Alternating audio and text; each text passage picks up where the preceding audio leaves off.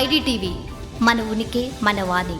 తమిళనాడు నూతన ముఖ్యమంత్రి Joseph విజయ్ను meet అవ్వడానికి సినీ ప్రముఖులు పోటీ పడుతున్నారు. ఇప్పటికే పలువురు సెలబ్రిటీలు ఆయన కలిసి అభినందించారు. తాజాగా స్టార్ హీరోయిన్ సమంత చెన్నైలో విజయ్ను మర్యాదపూర్వకంగా కలిశారు. సినిమాలను వదిలి రాజకీయాల్లోకి వచ్చిన తొలి ఎన్నికల్లోనే ఘన విజయం సాధించిన విజయ్కు ప్రత్యేక అభినందనలు తెలిపారు. ఈ భేటీకి సంబంధించిన వివరాలను శామ్ సోషల్ మీడియాలో పంచుకున్నారు. గతంలో విజయ్తో కలిసి కత్తి, అదిరింది, పోలీసోడు వంటి 3 బ్లాక్ బస్టర్ సినిమాల్లో నటించిన సమంత దళపతి సినీ రాజకీయ ప్రయాణాలపై ప్రశంసలు కురిపించారు. విజయ్ కేవలం తెరపై హీరోగా మిగిలిపోరని తనకు ఎప్పుడూ అనిపించిందని, ఆయన ఏదో గొప్ప పని కోసమే పుట్టారన్న భావన కలిగిందని శామ్ పేర్కొన్నారు.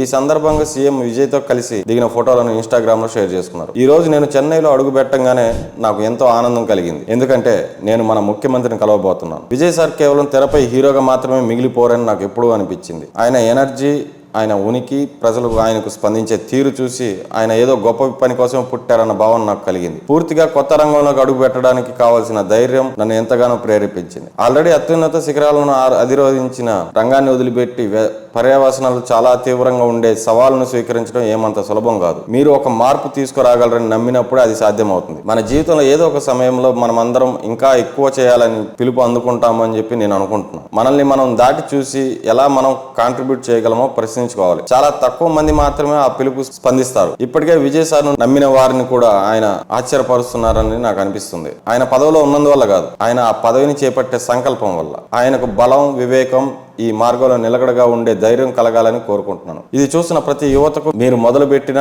కలకన్న జీవితం ఎంతో విశాలంగా ఉంటుందనే విషయాన్ని ఇది గుర్తు చేయాలి అని సమంత తన ఇన్స్టాగ్రామ్ లో ఎమోషనల్ నోట్ పోస్ట్ చేశారు. ఇది ప్రస్తుతం నెట్టింట వైరల్ అవుతుంది. సమంత ప్రధాన పాత్రలు నటించిన మా ఇంటి బంగారం సినిమా జూన్ 19న ప్రేక్షకుల ముందు రానుంది. నందిని రెడ్డి దర్శకత్వం వహించిన ఈ చిత్రానికి శ్యామ్ భర్త రాజ్ నిడిమోర్ నిర్మించారు.